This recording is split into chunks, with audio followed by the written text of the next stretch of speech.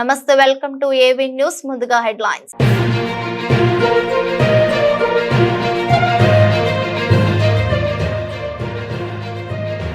రష్యాతో యుద్ధాన్ని ఆపేస్తామన్న జెలెన్స్కీ, కానీ ఆ షరతులు వర్తిస్తాయన్న యుక్రెయిన్ అధ్యక్షుడు.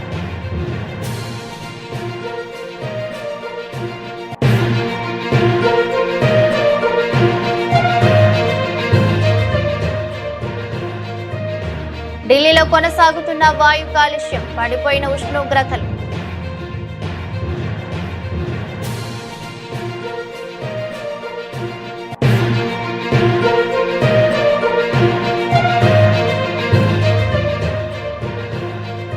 ఎన్నికల ఓటమికి అసలైన కారణాలు ఏంటి? కాంగ్రెస్ లో మొదలైన అంతర్మథనం.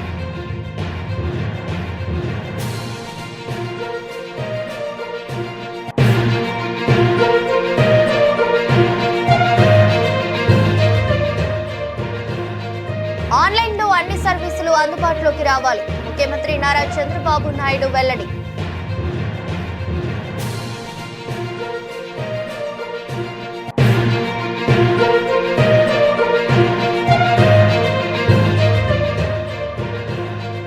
రాజకీయాలకు బ్రేక్, వైరల్ అవుతున్న కేటీఆర్ ట్వీట్.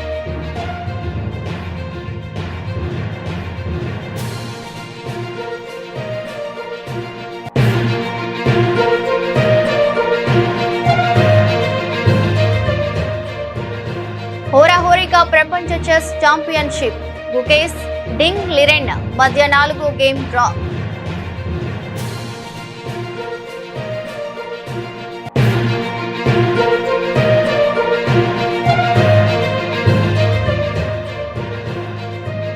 ఆఖరి అధ్యాయం మొదలు. హరహర వీరమల్లు షూటింగ్ లో జాయిన్ అయిన పవన్ కళ్యాణ్.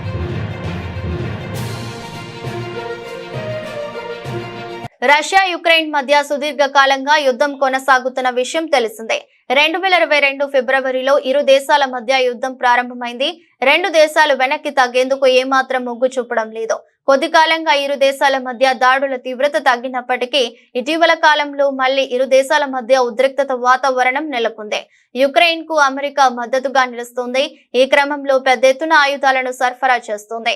కీవ్ కు తాము అందించిన దీర్ఘ శ్రేణి క్షిపణులను రష్యాపై యుద్ధంలో వాడుకోవచ్చని బైడెన్ గ్రీన్ సిగ్నల్ ఇచ్చాడు. దీన్ని తీవ్రంగా ఖండించిన రష్యా మళ్లీ యుక్రెయిన్ పై క్షిపణులతో విరుచుకుపడటంతో నవంబర్ 5న జరిగిన అమెరికా అధ్యక్ష ఎన్నికల్లో డొనాల్డ్ ట్రంప్ విజయం సాధించిన విషయం తెలిసిందే. ఈ క్రమంలో ప్రస్తుతం అమెరికా అధ్యక్షుడిగా ఉన్న జో బైడెన్ మరికొన్ని రోజుల్లో అమెరికా అధ్యక్ష పీఠం నుంచి దిగిపోనున్నాడు. ఈ నేపథ్యంలో కీలక నిర్ణయం తీసుకున్నారు. యుక్రెయిన్ కు అందజేసేందుకు దాదాపు $725 మిలియన్ విలువ చేసి ఆయుధాలను సిద్ధం చేసినట్లు తెలిసిందే. ఇందులో ల్యాండ్ మైన్స్, డ్రోన్లు, స్టింగర్ క్షిపణులతో పాటు high mobility artillery, rocket systems ను అందించనున్నట్లు అధికారిక వర్గాలు తెలిపాయి. దీంతో రష్యా సైన్యం యుక్రెయిన్ పై దాడులను ముమ్మరం చేస్తుంది. ఈ క్రమంలో జెలెన్స్కీ కీలక ప్రకటన చేశాడు. ప్రస్తుతం కీవ్ ఆధీనంలో ఉన్న భూభాగానికి నాటో భద్రత కల్పిస్తామని హామీ ఇస్తే మిగిలిన భూభాగాన్ని రష్యాకు ఇచ్చేందుకు అంగీకరిస్తామని యుక్రెయిన్ అధ్యక్షుడు జెలెన్స్కీ పేర్కొన్నాడు. శుక్రవారం బ్రిటన్ మీడియా సంస్థ స్కై న్యూస్ కు ఇచ్చిన ఇంటర్వ్యూలో జెలెన్స్కీ కీలక వ్యాఖ్యలు చేశాడు. యుద్ధంలోని కీలక దశను ఆపాలనుకుంటే మా నియంత్రణలో ఉన్న యుక్రెయిన్ భూభాగానికి నాటో భద్రత కల్పిస్తామని హామీ ఇవ్వాలి. ఆ తర్వాత అంతర్జాతీయ సరిహద్దుల పరిధిలో ఉన్న మొత్తం ఆ దేశాన్ని నాటోలో చేర్చుకోవాలి. అప్పుడే మేము కాల్పుల విరమణకు అంగీకరించే అవకాశం ఉంటుంది. ఆ తర్వాత రష్యా ఆక్రమించుకున్న భూభాగాన్ని దౌత్యపరంగా సాధించుకునే వీలు మాకు లభిస్తుంది అని జెలెన్స్కీ పేర్కొన్నారు. From the United States. And it's fairly simple, really, is that Ukraine joins NATO, but Russia takes control and keeps the land that it has to date.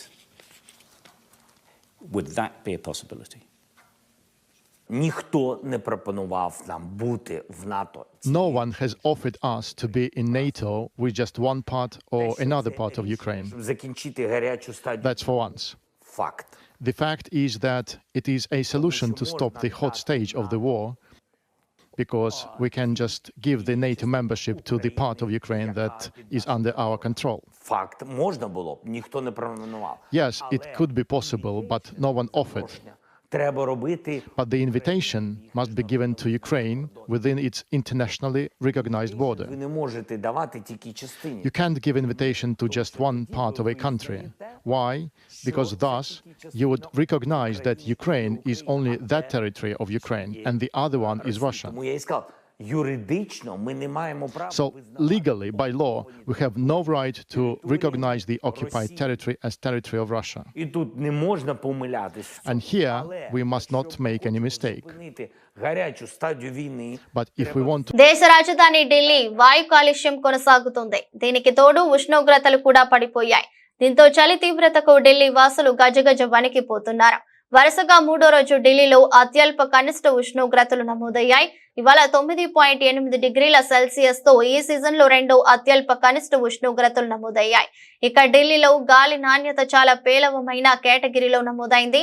కేంద్ర కాలుష్య నియంత్రణ మండలి ప్రకారం శనివారం ఉదయం 7 గంటల ప్రాంతంలో ఎయిర్ క్వాలిటీ ఇండెక్స్ 349గా నమోదైంది. అలీపూర్లో 351, బురారి క్రాసింగ్ వద్ద 351, డిటియు వద్ద 377, ఐటీఓలో ప్రాంతంలో 328గా AQI లెవెల్స్ నమోదయ్యాయి. వాయు కాలుష్యంతో పాటు ఢిల్లీని పొగమంచు కుమ్మేసింది. కన్నౌట్ ప్రాంతం, ఇండియా గేట్, ఆనంద్ విహార్ ప్రాంతాలను దట్టమైన పొగమంచు కమ్మేసింది. దీంతో ప్రజలు తీవ్ర ఇబ్బందులు పడుతున్నారు.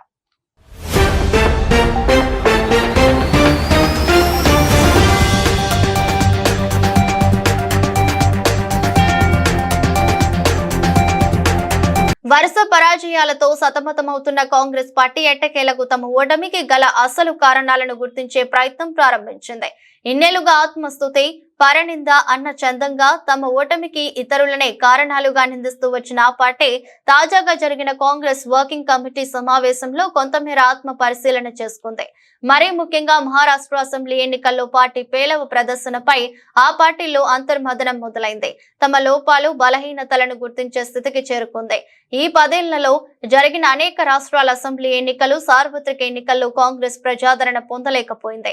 ఒక ట్రెండ్ రాష్ట్రంలో అధికారం చేపట్టగలిగినప్పటికీ అక్కడ ప్రత్యర్థులపై వ్యతిరేకతే ఆ పార్టీని గెలిపించింది తప్ప ప్రజల్లో పెరిగిన ఆదరణ కాదన్నది జగమెరిగిన సత్యం. అందుకే ఒకసారి అధికారం చేపట్టిన రాష్ట్రంలో వరుసగా మరోసారి గెలవలేకపోయింది ఆ పార్టీ. ప్రత్యర్థి భారతీయ జనతా పార్టీ మాత్రం 5 ఏళ్ల పాలన తర్వాత సహజంగా ఏర్పడే ప్రభుత్వ వ్యతిరేకతను అధిగమిస్తూ సానుకూల ఓటుతో వరుసగా రెండోసారి, మూడోసారి సైతం గెలుపొందుతూ దూసుకుపోతుంది. తాము గెలిచినప్పుడు ఎలక్ట్రానిక్ ఓటింగ్ మెషిన్లపై కలగని అనుమానాలు, సందేహాలు ప్రత్యర్థి గెలిచినప్పుడు మాత్రమే వెలిబుచ్చుతున్న కాంగ్రెస్ పార్టీ తాజాగా మహారాష్ట్ర ఓటమి అనంతరం మరోసారి ఆరాగం అందుకుంది. ఈ విషయంలో పరనింద వీడకపోయినా వర్కింగ్ కమిటీ సమావేశంలో పార్టీలో నెలకొన్న లోపాలు, బలహీనతలు, సమస్యలను మాత్రం కొంతమేర గుర్తించగలిగింది. ఏఐసిసి అధ్యక్షుడు మల్లికార్జున ఖర్గే చేసిన ప్రారంభ ఉపన్యాసంలో ఈ అంశాలను ప్రస్తావించారు. కాంగ్రెస్ పార్టీ అంటేనే అనైక్యతకు మారుపేరుగా, క్రమశిక్షణ రహిత్యానికి కేర్ ఆఫ్ అడ్రస్ గా చెప్పుకుంటారు. ఒక అంశంపై ఒక నేత ఒక్కలా స్పందిస్తుంటారు. పార్టీ వైఖరి ఏంటో తెలుసుకోకుండా మాట్లాడుతుంటారు. రాష్ట్రంలో ముఖ్యమంత్రి పదవిని ఆశించి భంగపడ్డ నేతలు వేరు కుంపట్లకు తెరలేపుతూ సొంత ప్రభుత్వాలను, తద్వారా పార్టీని ఇబ్బందులకు గురి చేస్తుంటారు. పార్టీ నిర్ణయాన్ని శిరోధార్యంగా భావించకుండా ధిక్కరిస్తూ అది తమ పార్టీలో అంతర్గత ప్రజాస్వామ్యానికి కొలమానంగా చెప్తుంటారు. అదే భారతీయ జనతా పార్టీలో అంతర్గతంగా ఎన్ని విభేదాలున్నా, స్పర్ధలున్నా సరే అత్యంత క్రమశిక్షణ పాటిస్తూ పార్టీ నిర్ణయాన్ని శిరవాహిస్తుంటారు. ఖర్గే ప్రసంగంలో ఆయన ఈ 2 అంశాల గురించే గట్టిగా నొక్కి చెప్పారు. ఓటమి నుంచి పాఠాలు నేర్చుకుని సంస్థాగత లోపాలు, బలహీనతలను సరిదిద్దుకోవాలని హితవు పలికారు. ఐక్యత లేకుండా పరస్పర వ్యతిరేక ప్రకటనలు పార్టీకి తీరని నష్టం కలిగిస్తున్నాయని ఆయన ఆవేదన వ్యక్తం చేశారు. ఎన్నికలలో ఐక్యంగా పోరాడి ఒకరిపై ఒకరు నింద రూపణలు చేసుకోవడం మానేస్తే తప్ప ప్రత్యర్థులపై పైచేయి ఎలా సాధించగలమంటూ క్లాస్ తీసుకున్నారు. మనం కఠినమైన క్రమశిక్షణను పాటించడం ముఖ్యం. ప్రతి సందర్భంలోనూ ఐక్యంగా ఉండాలి. పార్టీకి క్రమశిక్షణ అనేది ఆయుధం. కలిసికట్టుగా ఉంటేనే గెలుస్తాం, విడిపోతే పడిపోతాం. పార్టీ బలంగానే ఉంటేనే మనం బలంగా ఉంటామన్న విషయం ప్రతి ఒక్కరూ గుర్తుంచుకోవాలి అంటూ ఆయన హితబోధ చేశారు.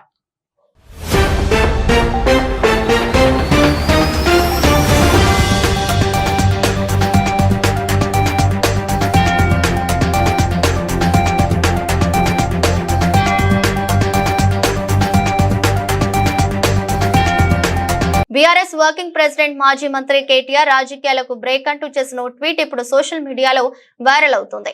అయితే పూర్తిగా బ్రేక్ కాదులేండి, కొన్ని రోజులు విశ్రాంతి తీసుకుంటున్నట్టు కేటీఆర్ తెలిపారు. తాను రిఫ్రెష్ అవ్వాలనుకుంటున్నానని, అందుకే కొన్ని రోజుల పాటు ఈ రాజకీయ కార్యక్రమాలన్నిటికీ దూరంగా ఉండాలనుకుంటున్నట్లు కేటీఆర్ తన ట్వీట్ లో పేర్కొన్నారు. అయితే తాను పాలిటిక్స్ లో యాక్టివ్ గా లేను కదా అని తన రాజకీయ ప్రత్యర్థులు తనను ఎక్కువగా మిస్ అవ్వరని అనుకుంటున్నానంటూ కేటీఆర్ చమత్కరించారు. ఈ ట్వీట్ కు ఓ స్మైలింగ్ ఇమోజీని కూడా జోడించారు. ప్రస్తుతం కేటీఆర్ ట్వీట్ సోషల్ మీడియాలో వైరల్ అవుతుండగా దీనిపై బీఆర్ఎస్ శ్రేణులు తమదైన శైలిలో స్పందిస్తున్నాయి.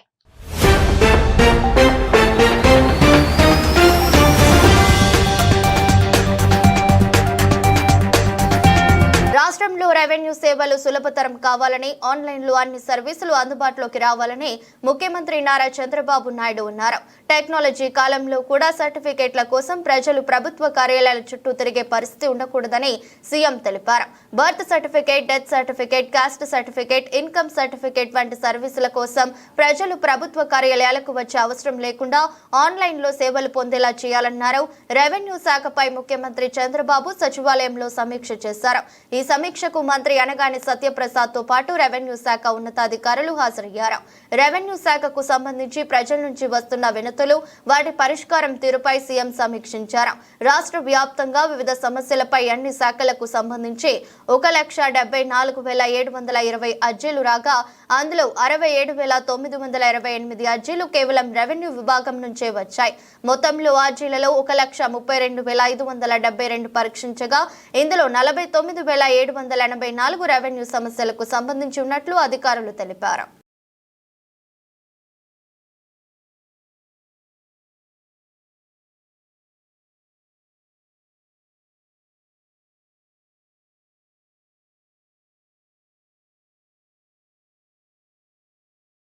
బాపట్ల జిల్లాలో కాళోజీ బస్సులో మంటలు చెలరేగాయి. చెరుకుపల్లి మండలం గూడవల్లి వద్ద షార్ట్ సర్క్యూట్ తో బస్సులో మంటలు అంటుకున్నాయి. బస్సు పూర్తిగా దగ్ధమైంది. ఐఆర్ఎఫ్ నర్సింగ్ కాలేజీకు సంబంధించిన బస్సుగా అధికారులు గుర్తించారు. ఘటనా సమయంలో బస్సులో 30 మంది విద్యార్థులు ఉన్నారు. బస్సుకు మంటలు అంటుకోగానే విద్యార్థులు కిందకు దిగారు. రేపల్లె నుంచి గుంటూరుకు పరీక్షల కోసం వెళ్తుండగా ప్రమాదం జరిగింది.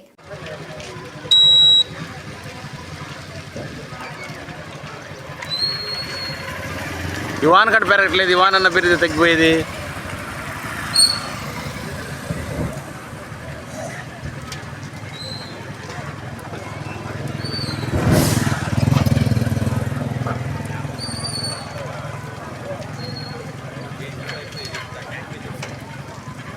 కూటమి ప్రభుత్వం ద్వారానే విజయవాడ నగర అభివృద్ధి సాధ్యమవుతుందని తూర్పు నియోజకవర్గ ఎమ్మెల్యే గద్దె రామ్మోహన్ పేర్కొన్నారు. గత ప్రభుత్వం నియోజకవర్గాన్ని అభివృద్ధి చేయకుండా విస్మరించిందని ఆయన దుయ్యబట్టారు. అమరావతిలో నిర్మాణ పనులు త్వరలో ప్రారంభమైతే విజయవాడ నగరంలోని కార్మికులందరికీ పనులుంటాయని తెలిపారు. రాణిగారి తోట అంబేద్కర్ కళ్యాణ మండపంలో శుక్రవారం రాజస్థాన్ వాసుల ఆత్మీయ సమావేశాన్ని నిర్వహించారు. సమావేశంలో పాల్గొని ఆయన మాట్లాడుతూ కూటమి ప్రభుత్వం రాష్ట్రంలోని అన్ని వర్గాల ప్రజలకు అండగా ఉంటుందన్నారు. 30,000 కోట్లతో త్వరలో అమరావతిలో అభివృద్ధి పనులు చేపట్టనున్నట్లు చెప్పారు. రాజస్థాన్ నుంచి ఇక్కడకు వచ్చి స్థిరపడిన వారి సమస్యలను పరిష్కరించేందుకు తాను ఎల్లప్పుడూ సిద్ధంగా ఉంటానన్నారు.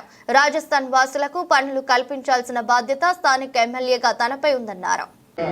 నేను కానీ మా నాయకులందరూ కూడా మీకు ఎల్లవేళ సహాయకారిగా ఉంటాం. ఏ పద్ధతి కోసం మీరు సుదూర ప్రాంతానికి వచ్చి నివాసం ఏర్పాటు చేస్తున్నారు. గత 5 సంవత్సరాల్లో మీకు పనులు లేక అల్లాడిపోయి చాలామంది తిరిగి వెళ్ళిపోయారు.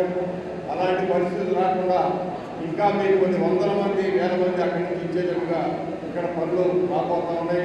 మీకు అత్యంత సమీపంలోనే అమరావతి డెవలప్ అవుతూ ఉంది. దాంట్లో మీ సెంటర్ పనులు వస్తాయి. మీకు ఎల్లవేళలా కూడా 24 గంటలు ఏ సమస్య వచ్చినా మా దృష్టికి తీసుకొస్తే మీకు సానుకూలంగా ఆ సమస్యను పరిష్కారం చేయడమే కాకుండా మీకు భద్రత కల్పించే విధంగా మీరందరూ కూడా చక్కగా మీరు ఏదో మీ పొరుగు వాళ్ళం తక్కువలో అనే భావన కాకుండా మాతో పాటు అన్నదమ్ములుగా భోజనంలో జర్రీలు, కప్పలు వస్తున్నా పట్టించుకోవడం లేదంటూ ఆచార్య నాగార్జున విశ్వవిద్యాలయం మహిళా వసతి గృహం విద్యార్థినులు శుక్రవారం రాత్రి ధర్నాకు దిగారు. భోజనంలో పురుగులు రావడంతో విద్యార్థినులందరూ భారీ సంఖ్యలో వచ్చి నిరసన తెలిపారు. నిర్లక్ష్యం వీడాలని, తమకు మంచి భోజనం పెట్టి న్యాయం చేయాలని డిమాండ్ చేశారు. భోజనంలో కప్పలు, పురుగులు వస్తున్నాయని ఎన్నిసార్లు చెప్పినా వార్డెన్ అధికారులు పట్టించుకోవడం లేదని, నిర్లక్ష్యంగా వ్యవహరిస్తున్నారని మండిపడ్డారు. సమాచారం తెలుసుకుని రిజిస్ట్రార్ ఆచార్య ఆచార్య జి సింహాచలం వారి వద్దకు చేరుకుని చర్చలు జరిపారు. విద్యార్థినులు తమ సమస్యను పరిష్కరించాల్సిందేనని డిమాండ్ చేశారు. సమాచారం అందుకున్న పెదకాకాని పోలీసులు చేరుకుని విద్యార్థినులతో చర్చలు జరిపారు. కన్నకూతురు శాశ్వతంగా దూరమై 9 ఏళ్ల పాటు న్యాయం కోసం ఎదురు చూసిన తల్లిదండ్రులకు చివరికి కన్నీరే మిగిలింది. ర్యాగింగ్ భూతానికి తాను విలవిల్లాడినట్లు డైరీలు రాసుకున్న రిషితేశ్వరి అనంతరం ఆత్మహత్యకు పాల్పడిన ఘటన 2015లో తెలుగు రాష్ట్రాల్లో సంచలనం సృష్టించింది. వరంగల్కు చెందిన ఎం రితేశ్వరి ఏఎన్యు ఆర్కిటెక్చర్ విద్యార్థిని. ఆమె ఆత్మహత్య కేసును కొట్టివేస్తూ గుంటూరు కోర్టు శుక్రవారం తీర్పు వెలువరించింది. దీంతో రిషితేశ్వరి తల్లిదండ్రులు దుర్గాబాయ్, మురళీకృష్ణలు కన్నీరు మున్నీరుగా విలపించారు. తమకు న్యాయం జరగలేదని వాపోయారు. కుమార్తె మరణానికి ముందు డైరీలో రాసిన విషయాలే ఆమె ఆత్మహత్యకు కారణాలుగా స్పష్టమైన నిందితులకు శిక్ష పడలేదని ఆవేదన వ్యక్తం చేశారు.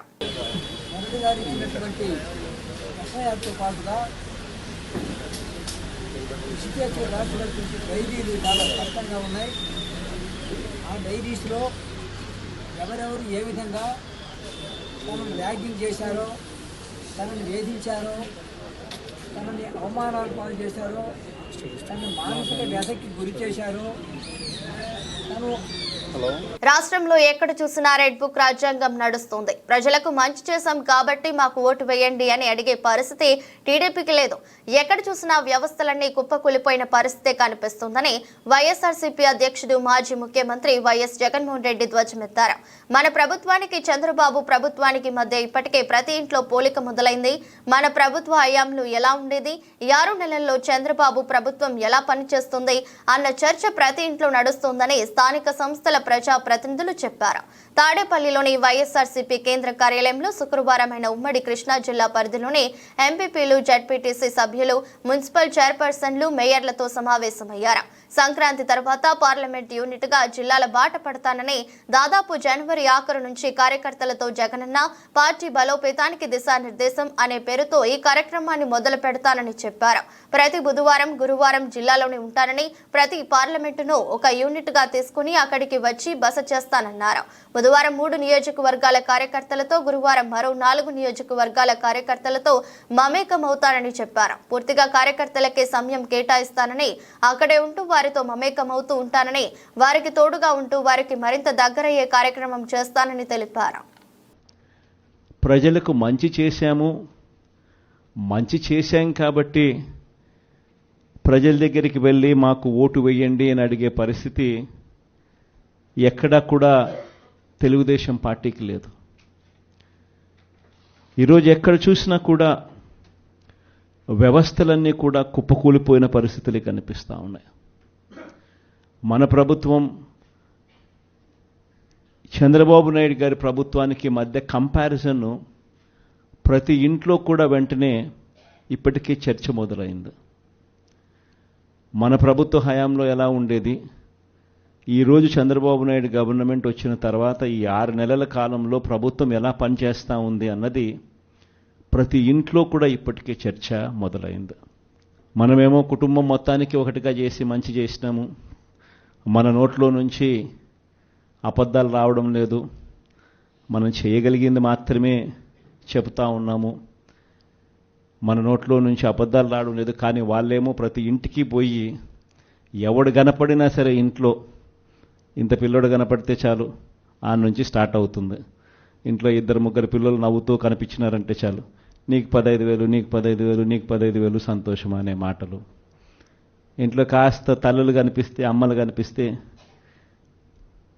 నీకు 18,000, నీకు 18,000, నీకు 18,000 సంతోషం అనే మాటలు కనిపించేటివి. కాస్త పెద్ద వయసులో ఉన్న ఆ ఇంట్లో ఉన్న ఆ తల్లుల అమ్మలు కానీ, ఆ తల్లుల అత్తలు కానీ కనిపిస్తే, 50 ఏళ్ళు దాటిన ఆ అమ్మలు కనిపిస్తే వాళ్లకు నీకు 48,000, నీకు 48,000, నీకు 45,000 అని చెప్పేవాళ్ళు. ఆ ఇంట్లో నుంచి ఉద్యోగం ఎత్తుకే వయసులో ఉన్న పిల్లోడు ఎవడన్నా కనిపిస్తే, ఒక 20 ఏళ్ళ పిల్లోడు ఎవడన్నా కనిపిస్తే నీకు 36,000, నీకు 36,000, నీకు 36,000 అని చెప్పి. ఆ ఇంట్లో నుంచి రైతు బయటకు వస్తే నీకు 20,000, నీకు 20,000, నీకు 20,000 అని చెప్పే పరిస్థితి.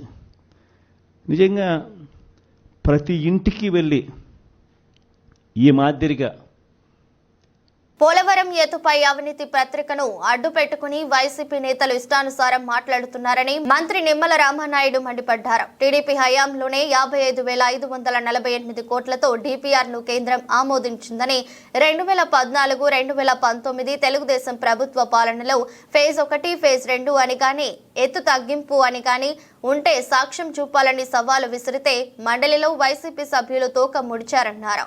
వైసీపీ హయాంలో 2021లో ఫేజ్ 1, 2కు బీజం పడినట్టు కేంద్రం ఆధారాలతో సహా రాజ్యసభలో చెప్పిందని, ఎత్తు తగ్గింపు, డయాఫ్రమ్ వాల్ విధ్వంసం జగన్ పాపమే అని మంత్రి నిమ్మల రామానాయుడు ధ్వజమెత్తారు. ప్రతి నిత్యం ఆ వైఎస్ఆర్సీపీ ఆయన జగన్మోహన్ రెడ్డి గారు గాని, అదేవిధంగా ఆయన పాత ఇరిగేషన్ శాఖ ఎక్స్ మాజీ మంత్రులు గాని ఏదైతే పోలవరం ఎత్తు తగ్గించేస్తున్నారని అంటూ ఏదైతే విష ప్రచారం ఏదైతే చేస్తూ ఉన్నారో, ఏదైతే మొసలి కన్నీరు ఏదైతే కారుస్తూ ఉన్నారో, మరి వారికి పీపీఏ ఇచ్చినటువంటి వివరణ, పీపీఏ ఇచ్చినటువంటి సమాధానం వాళ్ళకి చెంపదెబ్బ అనే విషయాన్ని కూడా ఈ సందర్భంగా తెలియజేసుకుంటూ ఉన్నా. చాలా క్లియర్ గా ఆ రైట్ ఇన్ఫర్మేషన్ యాక్ట్ ప్రకారం ఇచ్చినటువంటి సమాధానంలో వాళ్ళు ఆన్సర్ చేశారు. ఏదైతే పోలవరానికి సంబంధించి ఫేజ్ 1 అని చెప్పి 41.15 మీటర్స్ అనేది 2021 జగన్ ప్రభుత్వంలోనే బేజం పడింది, బేజం వేసింది కూడా మరి యొక్క వైఎస్ఆర్సీపీ ప్రభుత్వమే అని చెప్పి దానికి సంబంధించినటువంటి ఉత్తర ప్రత్యుత్తరాలు ఏవైతే ఉన్నాయో అన్ని కూడా రైట్ ఇన్ఫర్మేషన్ యాక్ట్ లో మరి ఆ యొక్క సభ్యుడు అడిగినటువంటి ప్రశ్నలకు సమాధానాలు ఇచ్చినటువంటి పరిస్థితి చాలా క్లియర్ గా వాళ్ళు మెన్షన్ చేశారు. అందులో ఏదైతే పోలవరం ప్రాజెక్ట్ కి సంబంధించి వైఎస్ఆర్సీపీ అధ్యక్షుడు వైఎస్ జగన్మోహన్ రెడ్డిని జమాతే ఇస్లామీ హింద్ రాష్ట్ర అధ్యక్షుడు మహమ్మద్ రఫీక్, ప్రధాన కార్యదర్శి కరీముద్దీన్ శుక్రవారం తాడేపల్లిలోని వైఎస్ఆర్సీపీ కేంద్ర కార్యాలయంలో కలిశారు. ఈ సందర్భంగా పార్లమెంట్ ఉభయ సభల్లో వక్ఫ్ సవరణ బిల్లు 2024ను వ్యతిరేకించడం వారు ధన్యవాదాలు తెలిపారు. వక్ఫ్ సవరణ బిల్లుకు సంబంధించిన అనేక అంశాలతో కూడిన మెమోరాండంను అందజేశారు. తమ పార్టీ మద్దతు ఎల్లప్పుడూ ఉంటుందని వారికి వైఎస్ జగన్ హామీ ఇచ్చారు. ఈ సమావేశంలో మాజీ డిప్యూటీ సీఎం అంసాద్ బాషా, ఏపీ హజ్ కమిటీ మాజీ చైర్మన్ గౌస్ లాజం, హజ్ కమిటీ మాజీ సభ్యులు మునీర్ బాషా, ఇబాదుల్లా, ముషాహిద్ బేగ్ పాల్గొన్నారు.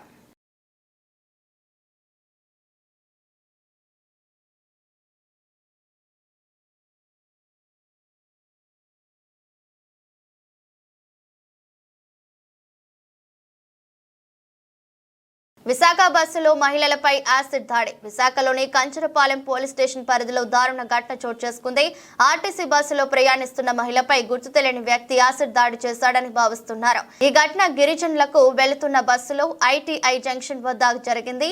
బస్సులో ప్రయాణిస్తున్న 3 మహిళలు గగ్గోలు పెట్టడంతో డ్రైవర్ వెంటనే బస్సును ఆపి స్థానికుల సాయంతో బాధితులను సమీపంలోని హాస్పిటల్ కు తరలించారు. సమాచారం అందుకున్న కంచరపాలెం సిఐ చంద్రశేఖర్ వెంటనే ఘటనా స్థలానికి చేరుకుని విచారణ ప్రారంభించారు. దాడిలో ఉపయోగించినది నిజంగానే యాసిడ్ కాదు, ఇతర ద్రవణమా అనేది దానిపై పరీక్షలు జరుగుతున్నాయని తెలిపారు. ఘటనా స్థానికులతో తీవ్ర కలకలం రేపుతోంది. బాధితుల ఆరోగ్య పరిస్థితి పట్ల ఇంకా స్పష్టత రాలేదు. ఈ దాడి వెనుక కారణాలు మరియు నిందితుల వివరాలపై పోలీసులు ఆరా తీస్తున్నారు.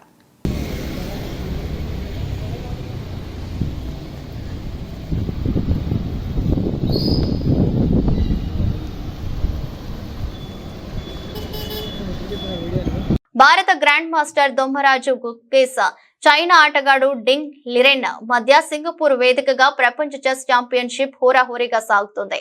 శుక్రవారం ఈ ఇరువురి మధ్య జరిగిన 4వ గేమ్ డ్రాగా ముగిసింది. దీంతో 14 గేమ్లు ఉన్న ఈ టోర్నీలో 4 గేమ్లు ముగిసేసరికి ఇరువురి ఖాతాలో తలా 2 పాయింట్లు చేరాయి. తొలి మ్యాచ్ లో మాదిరిగానే ఆరంభం నుంచే దూకుడుగా ఆడేందుకు లిరెన్ యత్నించాడు. ప్రారంభంలో అతడి పావుల కదలిక అలాగే సాగింది.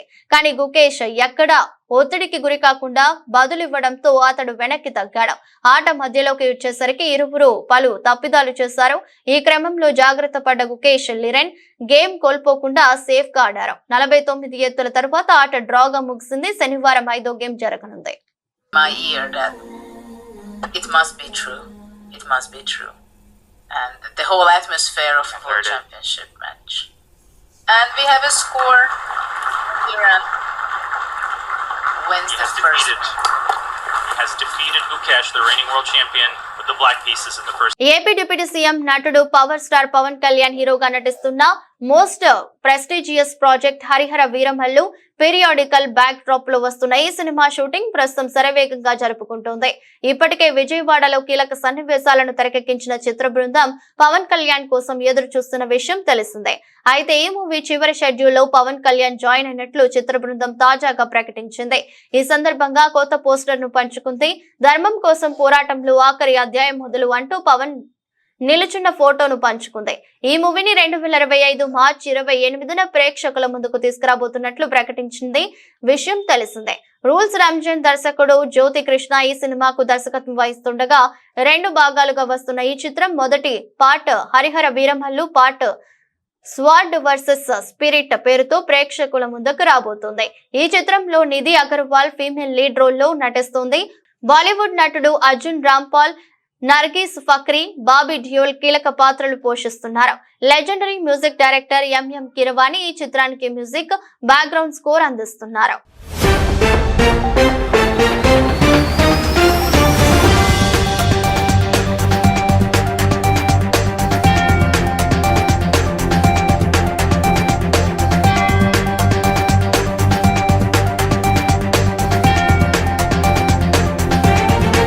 వార్తలు ముగించే ముందు మరోసారి హెడ్లైన్స్.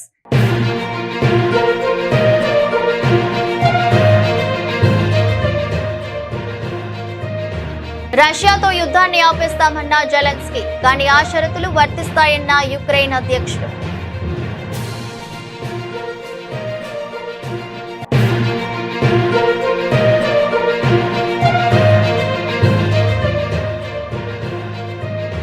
ఢిల్లీలో కొనసాగుతున్న వాయు కాలుష్యం, పడిపోయిన ఉష్ణోగ్రతలు.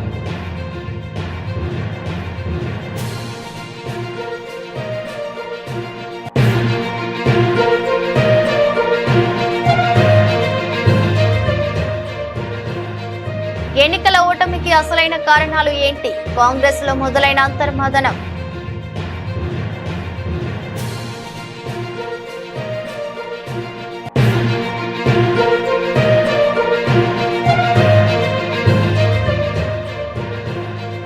ఆన్లైన్ లో అన్ని సర్వీసులు అందుబాటులోకి రావాలి, ముఖ్యమంత్రి నారా చంద్రబాబు నాయుడు వెల్లడి.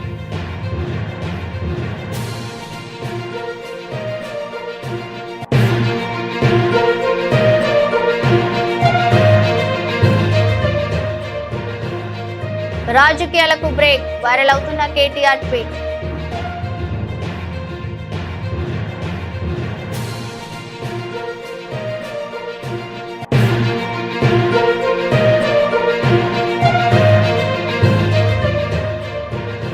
హోరాహోరీగా ప్రపంచ చెస్ ఛాంపియన్షిప్, గుకేష్ డింగ్ లిరెన్ మధ్య 4వ గేమ్ డ్రా.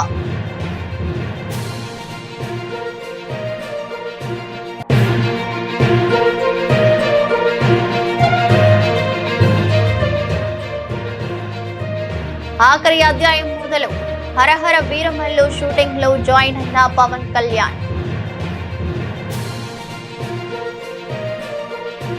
ఇది రోజు బులెటిన్. మరో బులెటిన్ లో మళ్ళీ కలుద్దాం. అంతవరకు సెలవు, నమస్కారం.